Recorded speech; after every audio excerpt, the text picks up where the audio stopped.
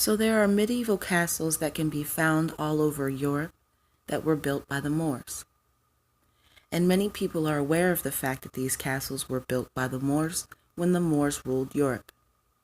But what most people don't know is that these very same castles can be found in the Americas, proving that the Moors ruled the Americas and were present in the Americas as well, not just in Europe.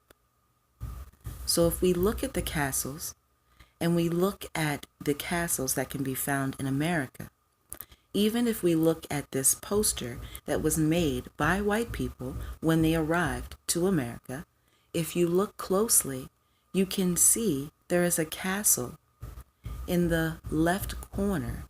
You can clearly see, this is a Moorish castle present in America when white people arrived. So these are just a few of the castles that can be found in North America that we can clearly see were built by the Moors. The same people who built the medieval castles that are found all over Europe also built many medieval castles in North America as well.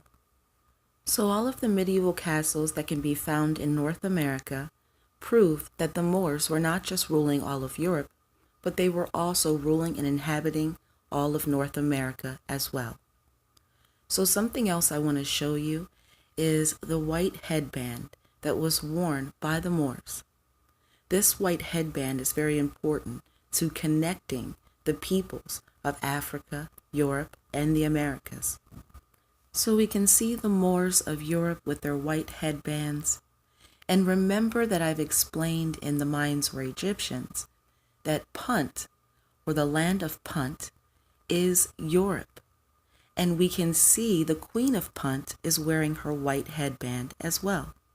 And another thing is, if we look closely at the soldiers to the right that came with Hatshepsut on her journey to Punt, you will see that they are wearing white headbands as well. The soldiers that came from Egypt with Hatshepsut and the Queen of Punt's husband, they are wearing the same clothing. This shows us that the Queen of Punt is not only in Europe with her white headband, but this shows us that her husband is an Egyptian, and he is dressed just like the Egyptian soldiers. And if we look at ancient Egypt, we can see that just like the Moors of Europe who wore their white headbands, the ancient Egyptians wore these white headbands as well. So it's important to know that there are three major seats of power in the world today: America, Europe, and Rome. And it's important to know that the Moors ruled all three empires. And we can look at the fact that white people have tried very hard to cover up the presence of the Moors in the Americas. But all we have to do to find the truth is look at the Habsburg family. The House of Habsburg represented the Moors who ruled America, Europe, and the Roman Empire. So if you look at the Habsburg family, according to white people, the Habsburg family was exterminated. According to white people, they exterminated the male bloodline of the Habsburg family.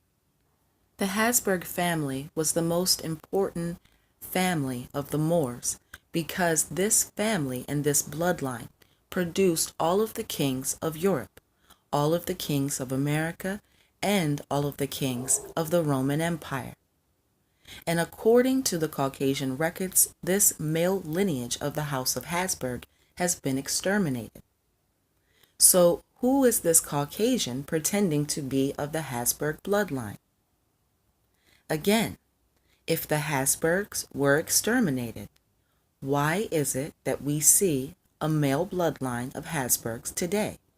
Why is there a Caucasian Habsburg family tree if the Habsburgs were exterminated? So it's just like I've explained in the fake European genealogy charts and fabricated ancestry. The original Habsburg family were black Moors.